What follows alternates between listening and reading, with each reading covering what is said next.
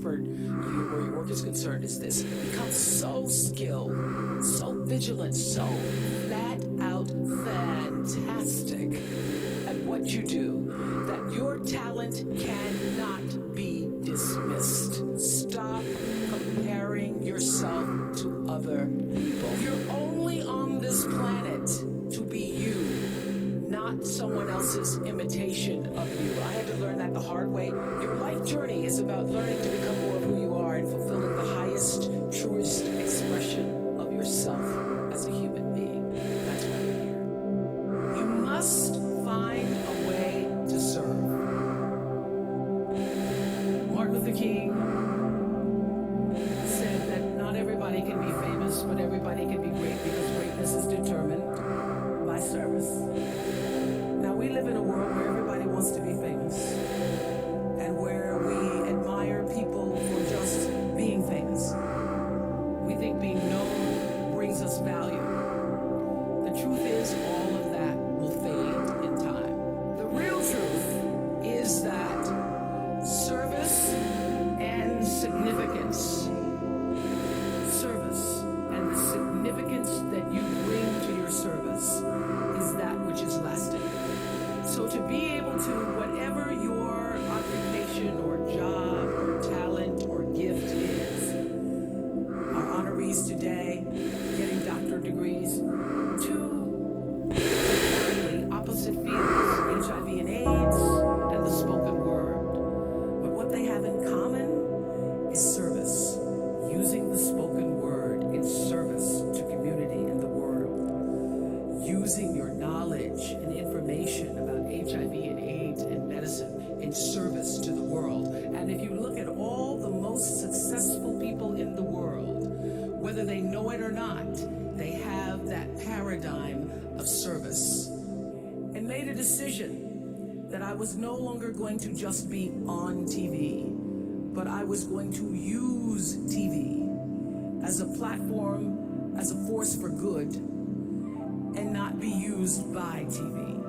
When you shift the paradigm of whatever it is you choose to do to service, and you bring significance to that, success will, I promise you, follow you. You are responsible for your life. And if you're sitting around waiting on somebody to save you, to fix you, to even help you, you are wasting your time, because only you have the power to take responsibility to move your life forward. And the sooner you get that, the sooner your life gets into gear. What matters is now, this moment, and your willingness to see this moment for what it is, accept it, forgive the past, take responsibility, and move forward. You build a legacy, not from one thing, but from everything. I remember when I just opened my school, 2007, I came back and I had the great joy of sitting at Maya Angelou's table. She hadn't been able to attend the opening in South Africa, and I said to her, "Oh, Maya, the Oprah Winfrey Leadership Academy, that's going to be my greatest legacy." I remember she was standing at the counter making biscuits, and she turned, she put the dough down, and she looked at me and she said, "You have no idea what your legacy will be." I said, "Excuse me? I just opened this school and these girls, and it's going to be," and she said, "You have no idea what your legacy will be, because your legacy is every life you touch. But who will you be if you don't care enough to try?" And what mountains could we move, I think?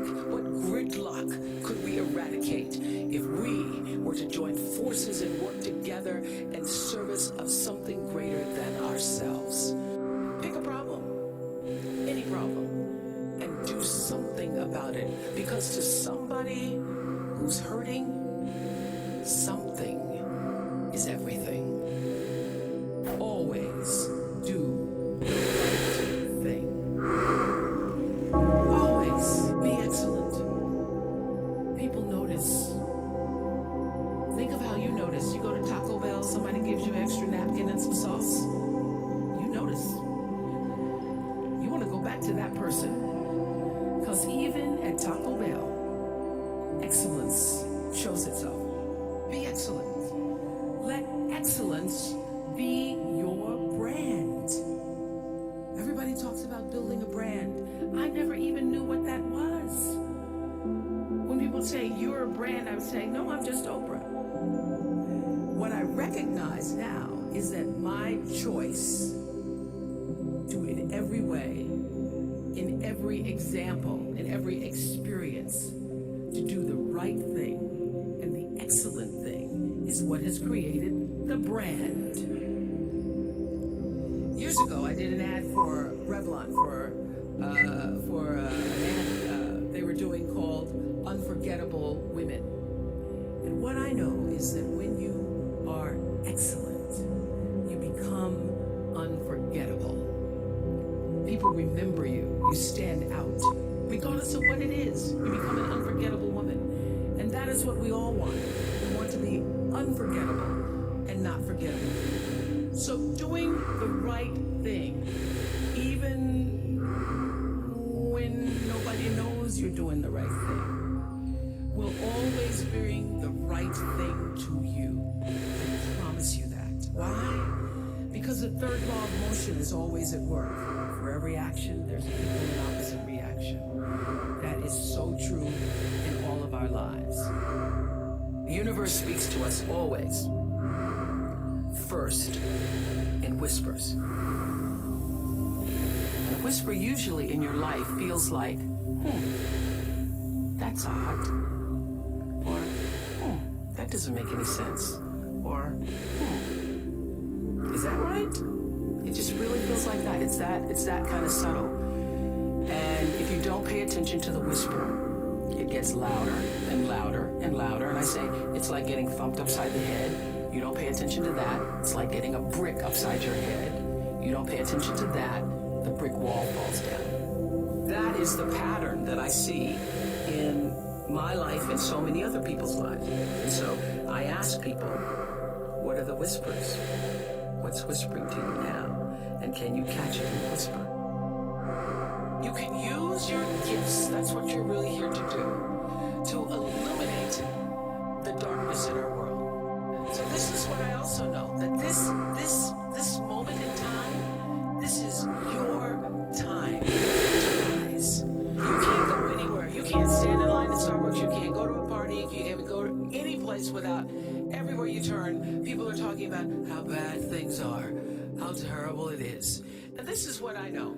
The problem is everybody is meeting hysteria with more hysteria. And then we just are all becoming hysterical. And it's getting worse. What I've learned all these years is that we're not supposed to match it or even get locked into resisting or pushing against it. We're supposed to see this moment in time for what it is. We're supposed to see through it and then transcend it. That is how you overcome hysteria. That is how you overcome the sniping at one another, the trolling, the mean-spirited partisanship on both sides of the aisle, the divisiveness, the injustices, and the out-and-out hatred. You use it. Use this moment to encourage you, to embolden you, and to literally push you into the rising of your life. And to borrow a phrase from my beloved mentor, Maya Angelou, just like moons and like suns, with the certainty of tides, just like the hope springing high, you